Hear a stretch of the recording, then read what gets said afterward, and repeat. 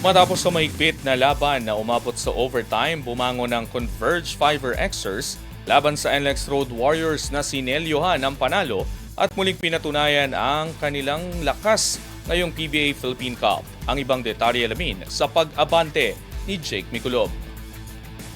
Umangat ang Converge Fiber Xers matapos talunin ang NLEX Road Warriors sa score na 107-95 sa overtime ng PBA Season 50 Philippine Cup nitong Miyerkules ng gabi sa Ninoy Aquino Stadium sa Maynila. Matapos mabigong isara agad ang laban sa regulation, agad kumilos ang Fiber Xers sa overtime sa likod ng sunod-sunod na basket ni Justin Arana at MJ Garcia, sinundan ng 4-point play ni Juan Gomez Diliano upang itayo ang 98-90 na kalamangan. Tinanggang humabol ng NLEX matapos ang tres ni Matt Nieto na nagbaba sa agwat sa 93-98, ngunit sinagot ito ng tatlong sunod na inside basket ni Arana bago tuluyang selyuhan ni Justin Baltazar ang panalo sa pamamagitan ng isang 2-pointer.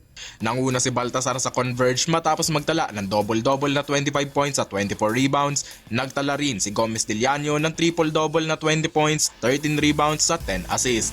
Nagambag si Arana ng 19 points habang nagdagdag sina Larry Muyang at Archie Concepcion ng 12 at 11 points para sa Fiber Xers na huminto sa dalawang sunod na pagkatalo at umangat sa 7-4 na kartada. Sa panig ng NLEX, pinangunahan ni Kevin Alas ang opensa sa 19 points. Sumunod sina Cyrus Torres na may 16 at Matt Nieto na may 12 habang may tig-11 sina Jonel Policarpio at JB Bahio. Nagambag din si Brandon Ramirez ng 10 points para sa Road Warriors na bumagsak sa 6-5 na record.